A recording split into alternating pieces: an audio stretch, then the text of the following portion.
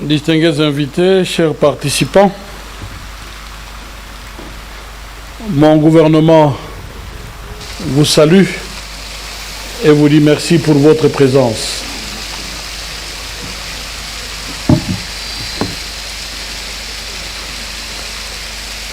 Loin d'être un bilan, une année après l'investiture de notre gouvernement provincial, la présente communication se veut être une obligation que nous, animateurs des entités territoriales à tous les niveaux, devrions nous imposer vis-à-vis de nos administrés, car cela fait partie de la culture de la redevabilité dans tout état de droit et constitue le bien fondé de la décentralisation. Nous avons dit oui à l'invitation de la presse, appelée aussi quatrième pouvoir, afin d'échanger, et pour ce faire, nous naviguerons dans tous les secteurs de la vie en mettant l'accent sur les infrastructures dans tous ces aspects. Et nous sommes fiers d'affirmer aujourd'hui que la province est devenue un grand chantier qui se transforme progressivement, mais nous sommes aussi conscients que beaucoup reste encore à faire et l'espoir est permis. Le désormais célèbre pont de l'alternance. Nous avons inauguré le 30 juin 2020, jour marquant le 60e anniversaire de l'indépendance de notre pays, l'ouvrage qui est désormais dénommé Pont de l'alternance. Anciennement connu sous l'appellation des ponts-tunnels SNCC, avec une seule bande à deux voies, ce nouvel ouvrage est constitué de deux bandes, désormais jumelles, dont une ancienne et une nouvelle, une métaphore qui nous plonge tout droit dans l'histoire politique récente de notre pays et qui fonde sa nouvelle appellation qui symbolise l'historique alternance politique Joseph Kabila, Félix-Antoine Tshisekedi. La débaptisation de ce pont est un hommage rendu aux deux auteurs clés de cet événement historique et unique dans son genre dans notre pays depuis son accession à la souveraineté nationale et internationale. Mais du point de vue technique, il fluidifie la circulation qui était gênée par l'étroitesse de l'ancien pont-tunnel en créant des bouchons. Ce n'est plus le cas aujourd'hui et le ministre provincial des Infrastructures a eu les mots justes dans son adresse lors de l'inauguration du dit pont en ces termes. Ces bouchons sont les conséquences de la croissance forte du nombre de véhicules dans la ville, du fait de l'explosion démographique et de la circulation économique de personnes et de biens. Le rêve d'une entrée de la ville agréable est peu agité. Kolwezi, chef-lieu de la province du Lualaba et capitale mondiale du cobalt, doit réellement refléter son statut. Ce qui n'est pas le cas à l'entrée de la ville et principalement de l'hôpital au rond-point portant le même nom, Mwangeji. Ce visage morne est causé par les érections de kiosques qui parsèment le long de la route, un marché pirate qui s'y installe dans un désordre et une insalubrité criante. Assainir l'entrée de la ville est donc notre rêve à tous. Et nous devons détruire les kiosques, embellir les lieux en y érigeant un complexe commercial d'intérêt commun constitué de pharmacies, de restaurants, de parkings et autres. Nous y tenons et le ferons avec l'adhésion de tous et jamais sur fond de polémique. En ce qui concerne les infrastructures, l'hôtel du gouvernement, nous parlerons toujours de cet ouvrage. Et il est toujours d'actualité. Hier, aujourd'hui et demain. Par devoir de mémoire, étant donné l'importance de l'ouvrage réalisé, nous rappelons que la province du Lualaba, créée en 2015 à la faveur du découpage territorial, ne disposait pas d'infrastructures immobilières pouvant abriter les nouvelles institutions provinciales, à commencer par l'exécutif. Arrivé à Colosie en date du 21 novembre 2015, en qualité de commissaire spécial du gouvernement et de 2 commissaires adjoints, nous avons fonctionné d'abord à l'hôtel Campi à Boma, puis dans une maison louée non loin de la place de l'Indépendance. Et puis nous avons aménagé l'ancienne résidence du maire de Colosie que nous avions réquisitionnée et arrangée. Si le gouvernement pouvait s'en contenter, je voudrais dire, si le gouvernorat pouvait s'en contenter, les ministères, eux, furent essaimés sur toute la ville et cela impactait sûrement sur leur rendement. Il fallait donc renverser la réalité et doter le gouvernement provincial d'un siège et des bureaux dignes de son rang.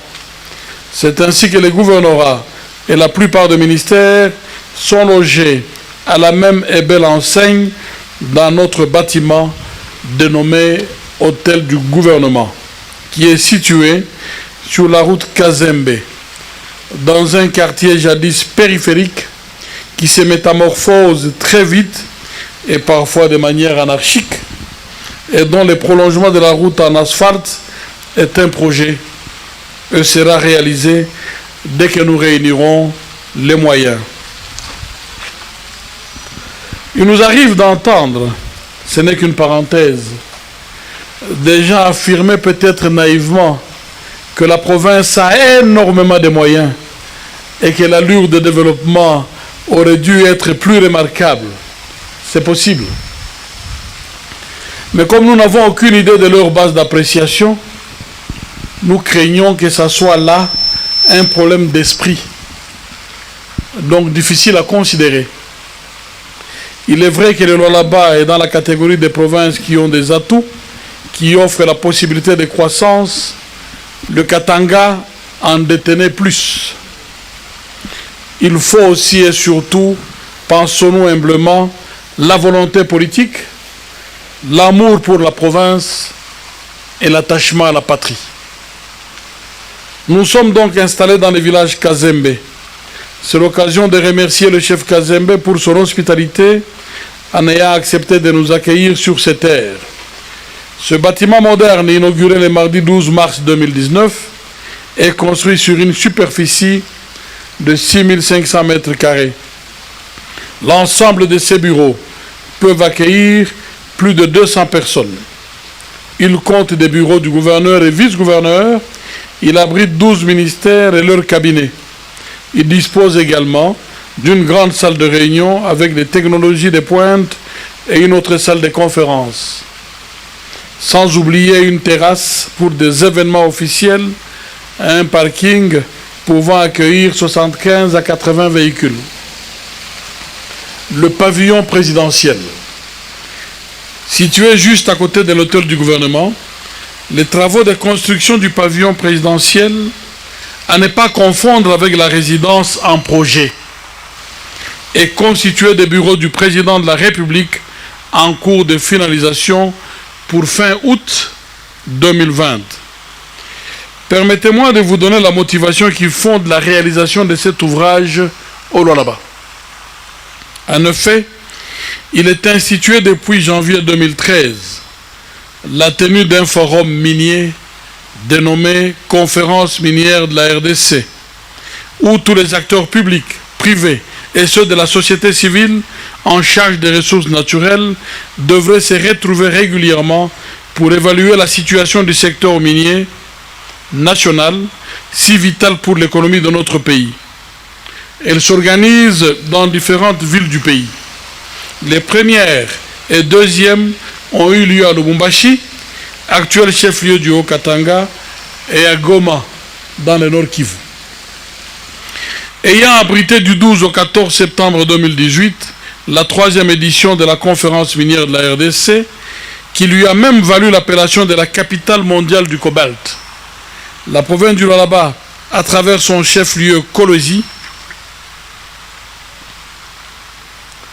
se veut être le siège, voire la capitale nationale des journées minières, à l'instar de Indaba Mining en Afrique du Sud. C'est une ambition légitime. Et comme cet événement est présidé par le chef de l'État, il a été jugé impérieux d'ériger le bureau du président de la République afin qu'il y reçoive ses hôtes et invités de marque durant tout son séjour sans que le gouverneur ne lui cède son bureau, comme on le voit souvent. Et c'est un plus pour la province du Lualaba. Le siège de l'Assemblée provinciale, bien qu'elle n'a pas connu le nomadisme comme ce fut le cas pour le gouvernement, la première institution de la province est logée dans l'enceinte du groupe Bazano, en location, et siège pour ses plénières dans la salle de cinéma du cercle Manika de la GECAMINE, entreprise privée. Son siège, qui est en construction au golfe de Kolwezi, est constitué de 2 blocs, dont celui administratif qui est totalement fini, et l'hémicycle qui est en cours de finalisation. D'autres travaux en cours ou finis en dehors de Kolwezi. Dans le cadre du programme de réhabilitation et de construction des infrastructures, nous citons la construction du bureau communal de Fungurume, déjà inauguré il y a 1 mois. Les travaux de construction en cours de la mairie de Kassaj, comprenant un bâtiment administratif de 510 mètres carrés, un commissariat de la police de 191 mètres carrés, un bâtiment de détention provisoire de 185 mètres carrés et 5 logements des administratifs pour un total de 586 mètres carrés. Et bientôt les résidences des autorités de la nouvelle ville. Le premier lot, constitué des bureaux de l'administration de la nouvelle ville, sera réceptionné à la fin de ce mois, donc à la fin du mois de juillet. Quant aux écoles, institutions d'enseignement supérieur et centres de santé et autres infrastructures, nous allons inaugurer l'école Mwajinga, totalement réhabilitée. Et l'inauguration, c'est pour la fin de ce mois ou le début du mois d'août. Et l'ISP Musumba, nouvellement construit avant le mois de décembre de cette année. Nous avons déjà inauguré les écoles de Kayembe et de Muchacha et nous sommes dans la phase d'extension pour une 2e école à Kayembe et une 2e école à Muchacha. Toujours à Muchacha, nous nous préparons à poser la première pierre bientôt pour la construction d'un centre de santé médicale et l'entrepreneur qui a gagné le marché est dans la phase de mobilisation parce que, ayant déjà perçu la première tranche de son paiement. Disons un mot sur Mushima, qui semble être l'oublié de Muchacha, mais qui va sûrement bénéficier du rayonnement de la cimenterie Karilou. Les accords sont conclus, nous y prévoyons la construction d'un centre médical ainsi qu'une école. Et le début des travaux, c'est pour avant la fin de ce trimestre. À Sandoa, nous venons de signer 2 contrats de construction de 2 ponts sur l'axe Sandoa-Dilolo, rivière Kamafika et rivière Zombo. Et les travaux démarrent le 15 juillet, parce qu'une grosse partie de la facture a été libérée. Aussi, des études urgentes sont en cours avec l'Office des routes pour réhabiliter la digue de la Loua et les travaux vont être faits avant la saison des pluies. À Dilolo, il est prévu d'amorcer les travaux de la voirie urbaine avant la saison des pluies, la réhabilitation de l'hôpital général de référence et la construction d'un complexe scolaire. Il est aussi prévu la réhabilitation des actuels bureaux de l'administration et des résidences des acteurs politico-administratifs du territoire. À Lubudi, nous venons de signer le contrat de réhabilitation de l'hôpital de référence de Lubudi. Et nous nous préparons à poser la première pierre de la nouvelle école des enseignants lors de notre prochaine itinérance prévu pour le début du mois d'août. Il s'agira aussi, pendant cette itinérance, d'identifier les sites pour le nouveau centre médical, ainsi que le lancement du puits industriel afin de renforcer la fourniture en eau potable, mais aussi l'éclairage public dans une bonne partie du territoire de l'Oboudi, tout comme à Mukabe, Kassari. Nous avons prévu de poursuivre le programme de forage d'eau potable, déjà amorcé. Amorcé parce que c'est déjà effectif à Kakanda, Kayembe, Muchacha, Kisenge et Dilolo. Il est impérieux d'identifier quelques villages importants. L'idéal étant de concentrer des projets pour inciter au regroupement des villages afin d'assurer leur viabilité. Insuffler la culture des bâtisseurs dans les chefs de privés. La Banque centrale du Congo, en sigle BCC, institution publique, et la Raobank, établissement privé, ont honoré la province en marquant de manière remarquable leur présence. Ces beaux ouvrages qu'ils ont réalisés traduisent leur détermination à confirmer la taille dans le secteur des investissements. Cette culture des bâtisseurs devrait servir de modèle aux entreprises minières qui traînent encore le pas dans l'exécution de l'instruction relative à l'installation de leur siège social au lieu de leur site d'exploitation. Devenue une obligation légale désormais au regard du nouveau code minier, nous les exhortons à s'acquitter de cette obligation dans les meilleurs délais. Les routes. Il est vrai que pour arriver à Dilolo, Kapanga, Lubudi, Muchacha et Sandoa, ainsi que dans la ville de Kassaj et les communes rurales de Kisenge et Fungurume, il y a les problèmes de routes. Et nous sommes conscients de cet état des choses. Nous partageons la même préoccupation sur l'état des routes, Kolwezi, Dilolo et Nguba Lubudi.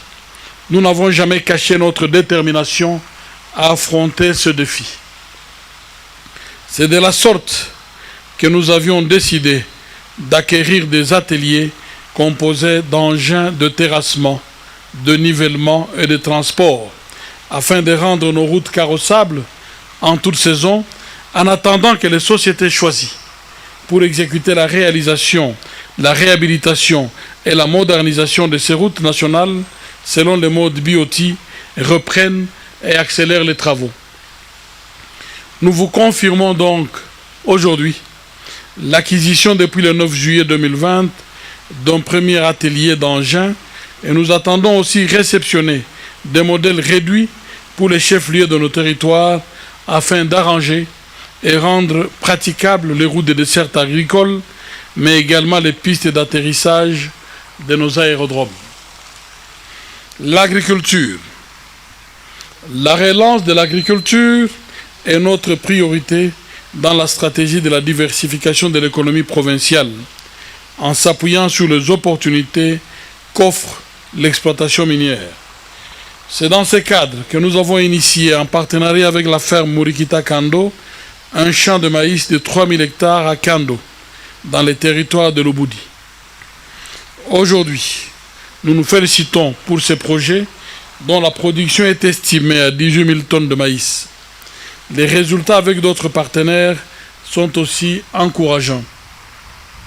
Notre intention est de poursuivre l'implantation dans les Lolaba profonds des parcs agricoles par territoire, d'abord timidement, suite à la pandémie, et puis nous prendrons l'allure qu'il faut. L'objectif ultime est de tendre vers l'autosuffisance alimentaire et ne plus dépendre à 100% des importations comme c'est le cas actuellement. Il faut du temps, c'est un processus. Le tourisme. Le tourisme est un moteur de croissance économique et de création d'emplois. Dans les soucis de promouvoir le tourisme au Lualaba, nous avons décidé de viabiliser les sites de Tchatuta dans les territoires de Muchacha et de Kayo dans les territoires de l'Oboudi.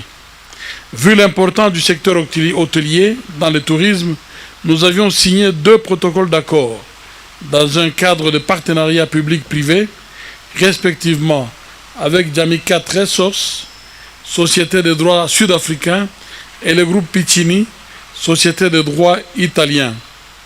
Malheureusement, il y a eu ralentissement à cause de la pandémie. Les mines, c'est une révolution que nous nous préparons à organiser dans ce secteur.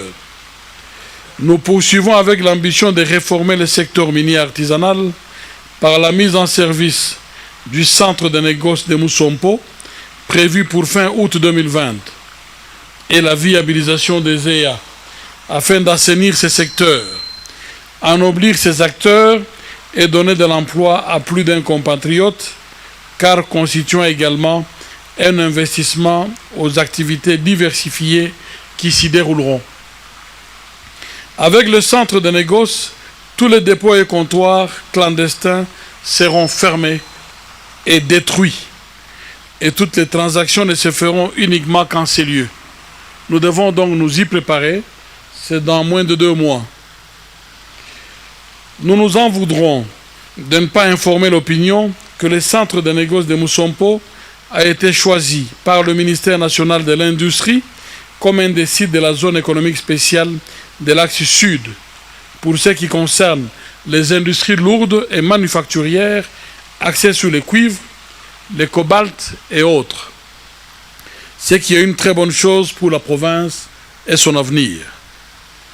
La sécurité. La sécurité des populations et de leurs biens étant notre préoccupation principale, le gouvernement provincial s'engage à encadrer et à appuyer les actions de la police, de la justice et des services de renseignement. C'est de la sorte, pour lutter contre le banditisme urbain, le CCO a été renforcé, modernisé et équipé. Des progrès sur terrain sont remarquables, même si nous observons une légère recrudescence de vols et invitons donc nos troupes d'éviter les relâchements. Il y a lieu de renforcer les missions de contrôle au sein de la police et de l'armée par les services habilités afin d'extirper les agents véreux et autres irréguliers qui ternissent injustement par leurs actes pervers l'image de nos troupes qui nous ont permis de vivre dans la traditionnelle tranquillité de la ville de Kolwezi depuis bientôt 1 mois. Nous nous engageons à poursuivre avec l'équipement de la police en la dotant des moyens matériels et logistiques adéquats afin de la rendre davantage efficace dans ses patrouilles et ses interventions menées de plus en plus avec professionnalisme. Que conclure? Sinon vous conviez à un exercice, ou mieux un test de mémoire, en prenant comme repère uniquement les grandes routes de Kolwezi. Où étions-nous en 2015? Où en sommes-nous aujourd'hui? Parcourons ensemble l'avenue du 30 juin. Les gens ont tendance à oublier. Du rond-point de l'indépendance à la cité Mutoshi. La chaussée Joseph Kabila Kabange, de la cité Kanina à la cité Kapata. La route de Luilou, de Kassoulou à Luilou et même vers Katonto. Refuser de voir, parce qu'il y en a qui disent qu'ils ne voient rien. Refuser de voir, c'est accepter de dormir debout, les yeux ouverts.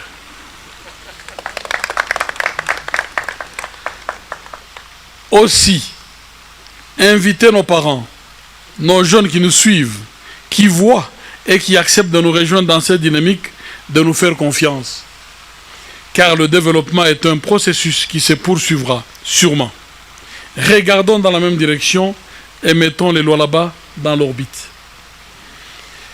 Les défis sont certes énormes, mais nous avons la conviction, avec votre adhésion et le soutien remarquable de nos élus, que la dynamique déjà amorcée se poursuivra sans désemparer. Notre combat pour demain devra être la poursuite des chantiers en cours d'exécution à travers notre province et d'accélérer leur parachèvement. Soyons forts et ensemble, nous ferons des exploits. Je vous remercie.